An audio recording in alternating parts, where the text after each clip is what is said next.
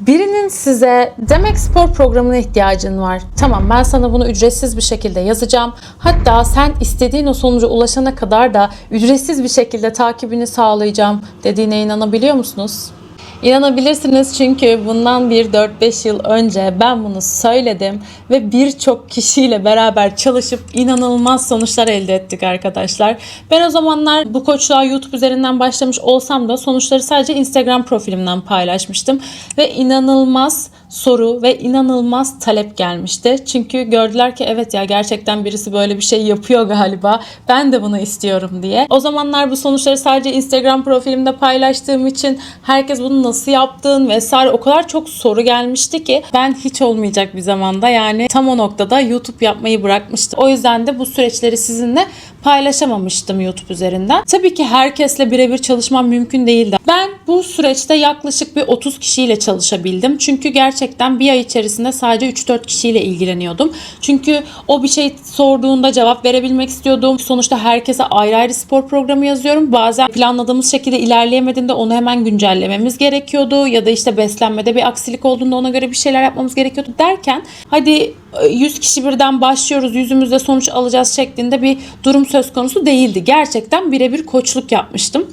Çünkü sonuç alma konusunda da o kişiye söz verdiğim için çok titizlikle çalışmam gerekiyordu. Bende biraz o var maalesef. Hani bu iyi mi kötü mü bilmiyorum ama bir işi yapıyorsam tam yapmam gerektiğini düşündüğüm için bu süreci de o şekilde devam ettirmiştim. Yaklaşık bir 30 kişiyle çalıştık ve 30 kişinin 30'uyla da istediği sonuçları aldık. Bu gerçekten benim için inanılmaz bir deneyimdi. Bu süreçte çok insan kazandım. Birçok kişiye yardımcı olabildiğim için manevi tarafım da kesinlikle çok tatmin olmuştu. Bu çalışma sistemimden dolayı da tabii ki yardımcı olamadığım birçok kişi olmuştu. Yine tabii ki binlerce kişiyle birebir çalışamam. Ama en azından şöyle düşündüm. Hem o zaman çok fazla soru gelmişti. Bunları olabildiğince detaylı cevaplandırırsam ve danışanlarımla aldığım sonuçları ayrı ayrı detaylı bir şekilde incelersem herkes kendisine uygun olan süreci kendisine adapte etmeye çalışır. Aslında kendisi nasıl sonuç alabileceğini ona öğretebilirim diye düşündüm. Neden ayrı ayrı inceleyeceğim? Çünkü hepsinde edindiğimiz deneyimler farklıydı. Şartlarımız farklıydı. Başlangıç kilolarımız ve hedef kilolarımız, hedef bölgelerimiz farklıydı. Bazısı evden çalışıyordu, bazısı bütün gün işte olması gerekiyordu. Ben bunları tüm detaylarıyla vermek istiyorum ki eminim izleyen her kişi kendisine en uygun olan deneyimden kendisine bir sürü çıkarım elde edebilir diye düşündüm. Mesela diyetisyenler üzerinden örnek vereyim, biraz da konuya yakın diye. Bir diyetisyen size balık tutmayı öğretmez arkadaşlar. Size balık verir ki siz balığa tekrar ihtiyaç duyduğunuzda ona tekrar geri gidin diye.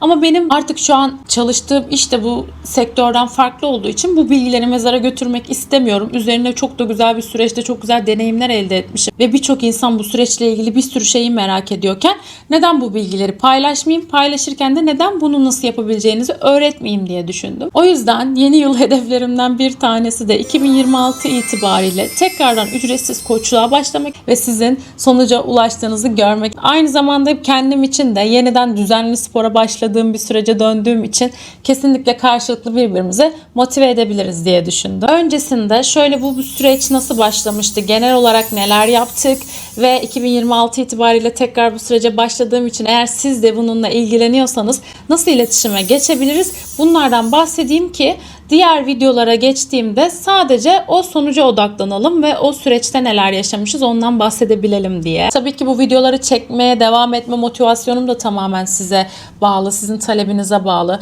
Yani gerçekten size faydalı oluyor mu? Bu sürece dahil olmayı istiyor musunuz? Size bir şeyler katabiliyor muyum ve siz mutlu musunuz bu videoları izlemekten? Bunu da tabii ki o videoyu beğenip beğenmemenizden ya da yaptığınız yorumlardan anlayabiliyorum. Birebir koşuk içerisinde bulunmak istemenize de gerek yok. Çünkü ben çektiğim ve çekeceğim tüm videoların size bir faydası olacağına inanarak zaten çekiyorum. Ama tabii ki size böyle düşünüyor musunuz? Bunu bilmek isterim.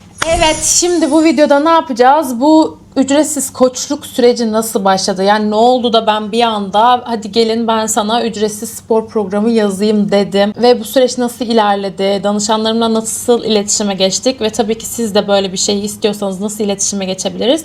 Bunları tüm detaylarıyla bu videoda bahsedeceğim. Aslında her şey benim şu 2 haftada 8 kilo verdiğim videoyu paylaşmamla başladı arkadaşlar. Tabii ki gören hiç kimse inanamadı ki anlıyorum tabii ki belki ben de inanamazdım. Ama bir yandan da inanıyordum çünkü biraz da bu işin içerisinde olan birisi olarak neyi nasıl yapacağımı bilen birisiydim. Ben bu videoyu paylaştıktan sonraki tepkileri şöyle özetleyebilirim. Çok yakın bir arkadaşımla oturuyoruz ve videom hakkında şöyle söyledi. Ha, o kapak fotoğrafı şop değil mi zaten, sen izlensin diye yapmadın mı? Yani yakın arkadaşım hani gerçek mi diye bile sorma gereği duymadan o kadar emin ki gerçek olmadığına böyle bir yorum yapıyor. Hani aynı zamanda tabii ki bu süreçte arkadaşlarımı da tanımış oldum. Çünkü buradan aslında videomu izlemediğini anlamış oldum. Çünkü zaten o kapak fotoğrafı tamamen videonun içerisindeki videolardan ekran görüntüsü alarak birleştirilmiş fotoğraflardı. O zamanlar yapay zeka falan da yoktu bu arada arkadaşlar. O yüzden tamamen gerçek sonuçtu. Bu arada şöyle bir şey söyleyeyim. Bu çalıştığım danışanlarımın hepsi de kesinlikle benim sonucuma inanmayan insanlardı ve ben zaten özellikle onlarla çalışmak istemiştim. Tabii bu çalışma sürecine nasıl geldi olay? Ben bu sonucu aldıktan sonra demiştim ki hani ben ne yiyip içtiğimi de çektim ama bu video çok uzun olmasın diye paylaşmadım. Eğer siz istiyorsanız paylaşacağım. Bu da çok fazla istendi. Zaten bizim kültürümüzde galiba kesinlikle kilo vermeyi çok fazla yeme içmeye odaklamış durumdayız. Her neyse ben ne yiyip içtiğimi de paylaştım o süreçte ve bu sefer kimse bana daha da inanmadı. İşte bunları yiyerek bu sonucu almış olamazsın, böyle bir şey mümkün değil, imkansız vesaire. Ben de dedim ki tamam, madem öyle diyorsunuz, ben sonuçta kendim bu süreci uygulayıp ben bu sonucu aldım ve ben bu videoyu paylaştım ve siz bunun herhangi bir noktasında benim bir müdahalede bulunduğumu düşünüyorsunuz ve gerçek olduğuna inanmıyorsunuz. Tamam, inanmıyor musun? Gel sana dedim, ücretsiz spor programı yazacağım. Özellikle hedeflediğin bir şey varsa da bunu bana belirt. Ücretsiz bir şekilde de takibini sağlayacağım.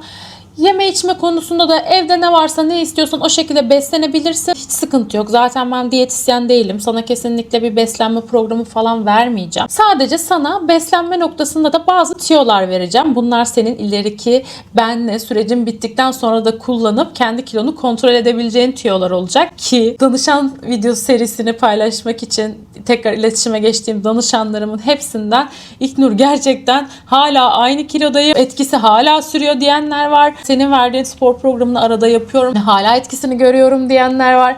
Ve özellikle beslenme tüyolarını kullandığı için spor yapmadığı süreçte bile kilosunu kontrol edebildiklerini vesaire söylediler. Gerçekten yıllar sonra tekrar bunları duymuş olmak bile beni gerçekten çok mutlu etti.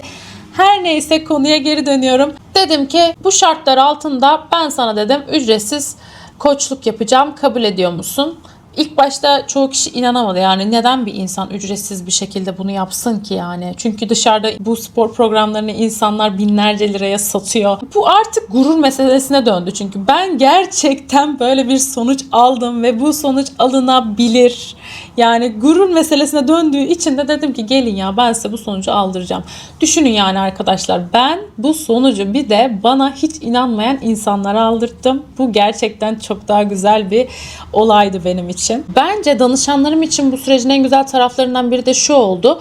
Ben kendimde aldığım bu sonucu Kilo Eating Challenge yaparak almıştım ve bu challenge gerçekten çok zorlu. Herkesin uygulayamayacağı bir challenge'tı. O yüzden de çoğu kişi yarıda bıraktığı için daha da demotive oluyordu. Yani ben yapamayacağım, sonuç alamayacağım, zayıflayamayacağım vesaire. Aslında Kilo Eating evet bence çok güzel bir program ama bir o kadar da başlaması tehlikeli bir program. Çünkü bitirmesi çok zor olduğu için zaten görsel anlamda, işte kilo anlamında rahatsız olan kişiler sonuçta bu programa başlıyor. Bir de o yarıda bıraktığı zaman, tamamlayamadığı zaman daha da kendisini kötü hissedip belki de bulunduğu fizikten daha da kötü durumlara sürükleniyor. Çünkü mental olarak da kendini kötü hissettiği için belki daha kötü beslenmeye başlıyor vesaire. Peki bu danışanlarım benimle nasıl iletişime geçti ve ben bu kişileri belirlerken özellikle nelere dikkat ettim?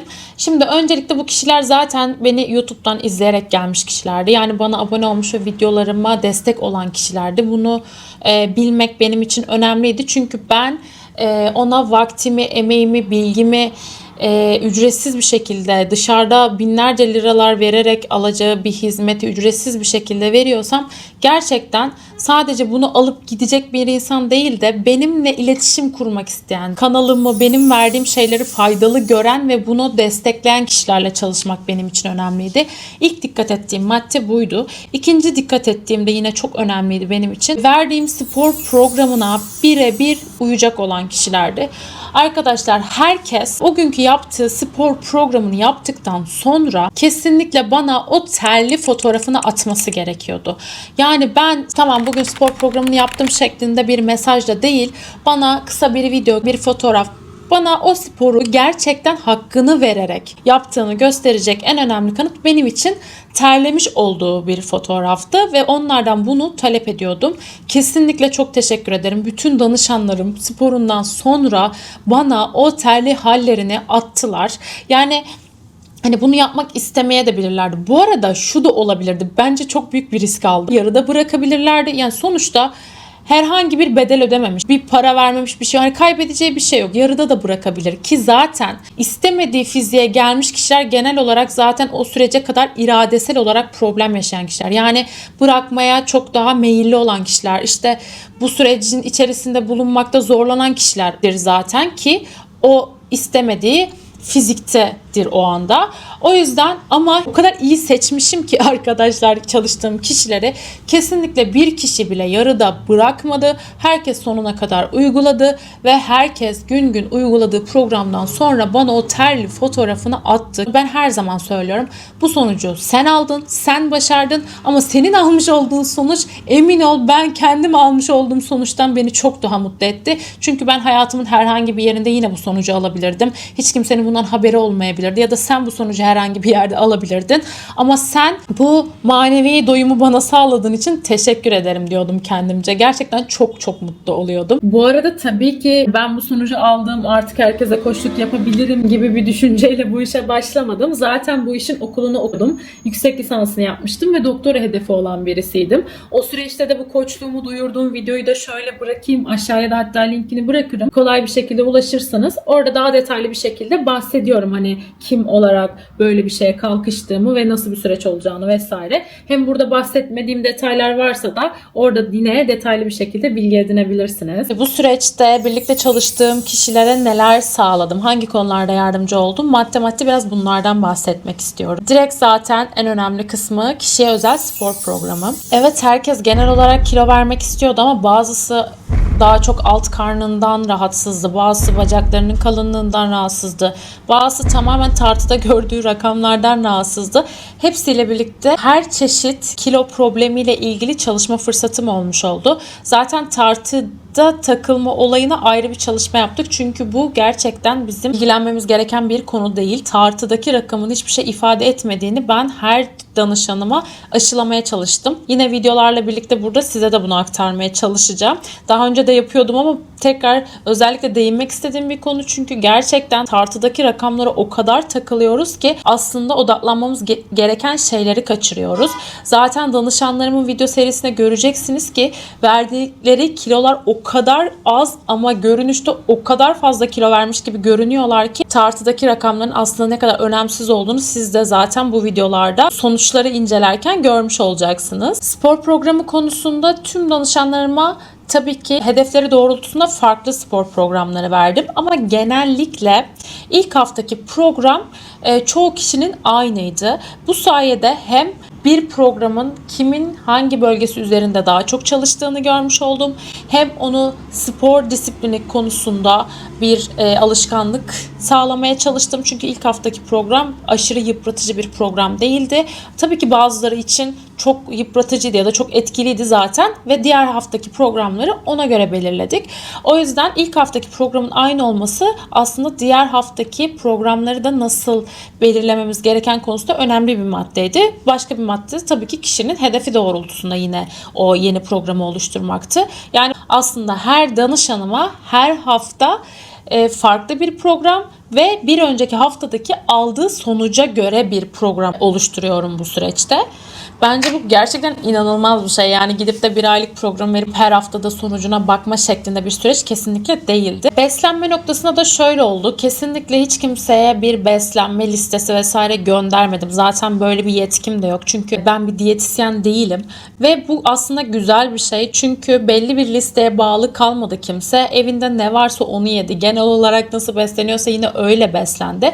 Sadece ben onlara dikkat etmeleri gereken ipuçlarını içeren birer PDF gönderdim. Hatta size bununla ilgili de bir şey sormak istiyorum. Çünkü ben bir an önce bunların da bilgisini size vereyim ki siz de bunu kendi hayatınıza adapte edin. Sadece bu maddelere dikkat ederek bile emin olun görünüşünüzde değişiklikler yaratabileceğinize inanıyorum. O yüzden aslında çekmek istiyorum. O konuda bir soru işaretim yok ama şu an danışan serisi çekerken konuyu çok mu dağıtmış olurum böyle bir video yükleyerek bilemiyorum. Bir de sizin böyle bir talebiniz olur mu gerçekten? Sonuçta bu videoya da bir zaman ayırıp çekmem gerekecek. Siz gerçekten böyle bir şeye ihtiyaç duyuyorsanız aşağıya yazmanızı rica edeceğim. Bana sorarsanız kesinlikle faydası olacaktır. Çünkü sadece bu beslenme tüyolarına danışanlarım dikkat etmeye devam ettiği için bile aldıkları sonuçlar, en azından iletişime geçtiklerimden aldığım geri dönüte göre hala aynı durumdalar. Ben bu durumun beslenmedeki bu tüyolara hala dikkat ediyor olmalarına bağlıyorum.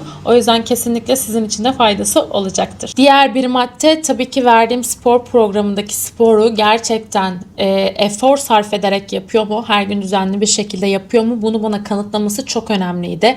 En başta bunu zaten teyidini alarak bir sürece başladım herkesle.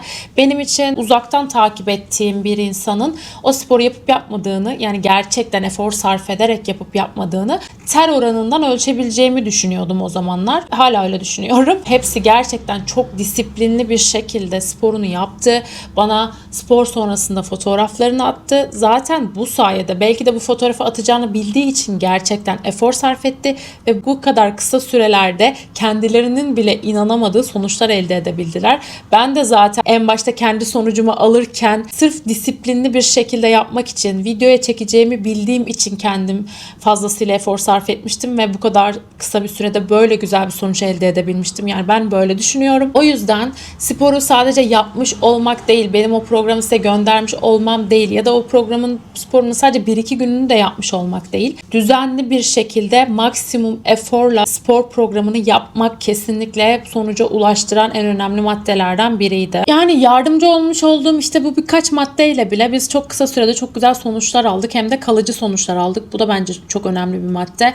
O yüzden yine tabii ki aynı şekilde bunu hatta daha da geliştirilmiş bir şekilde kesinlikle, çünkü artık tecrübelenmiş de oldum. Ben de çok şey öğrendim bu süreçte. Yeni kişilerle yeni sonuçlar almayı çok istiyorum. Bir yandan YouTube'a dönerek bunu yapmam hem çok fazla kişiye ulaşabilmek, yani bu konuda yardımcı olabilmek, ama birebir koçluk yapamasak dahi olabildiğince birebir koçluk yaparak elde ettiğimiz sonuçlardan, bilgilerden paylaşarak birçok kişinin kendi başına bile sonuçlar elde edebilmesini sağlamak. O yüzden bu kanalda çekilen videolar, elde edilen sonuçlar, bilgiler kesinlikle sizin kendi başınıza da bir şeyleri başarabilmenizi sağlayacak. Bence çok altın değerinde durum. Ben paylaşacağım şeyler için çok heyecanlıyım ama bence siz de bir o kadar heyecanlı olmalısınız. Çünkü ben sizin işinize yaramayacak hiçbir video paylaşmam. Bugüne kadar da hiç o şekilde bir video paylaşmadım. Çünkü bu kanalda en önem verdiğim şeyler şeffaf olmak, gerçek olmak ve gerçekten sizin de sonucunda bir şeyler elde ettiğiniz, yani size faydalı olan videolar üretebilmekti. Konu ne olursa olsun. Benim bu kanalda eğitimle ilgili videolarım da var. ALES'le ilgili vesaire. Ya da atıyorum dudak dolgusu videom da var ama gün sürecimi çekmişim. Bütün bu videoların amacı, siz hangi durumun, hangi sürecin içerisinde olursanız olun, bu süreçte neyle karşılaşabilirsiniz ve bu süreçteyseniz bakın ben de denedim. Deneyimlerim bu şekilde. Bunları yaparsanız siz daha kolay atlatabilirsiniz. Daha iyi sonuçlar alabilirsiniz şeklinde hep size bilgi aktarmaya çalışmaktı. O yüzden bundan sonra da zaten kesinlikle öyle olacak. Eğer abone olursanız eminim ki çok fazla faydalanacağınız içerikler olacak bu kanalda. Kendinize çok iyi bakın. Ben yeniden geri döndüm. Çok mutluyum. Umarım siz de yeniden burada olduğumu fark edersiniz ve birlikte çok güzel şeyler başarırız. Sizleri çok seviyorum. İyi ki varsınız. Ben yokken bile o kadar çok kişi, o kadar güzel yorumlar yapıp abone oldu ki gerçekten duygulanıyorum şu an söylerken bile. Çünkü birçok insan ve yardımcı olduğum kişiler gelip videolarımın altına Ne zaman geri döneceksin, lütfen tekrar videolar al, senin videoların beni spor konusunda motive ediyordu vesaire dedi ki bu dönüşü size borçlu gibi hissediyordum ve o yüzden kendim şu an çok iyi hissediyorum. Umarım siz de bu kadar isteklisinizdir ki birlikte dediğim gibi çok güzel işler başarırız. Sizleri çok seviyorum. Kendinize çok iyi bakın. Hoşça kalın.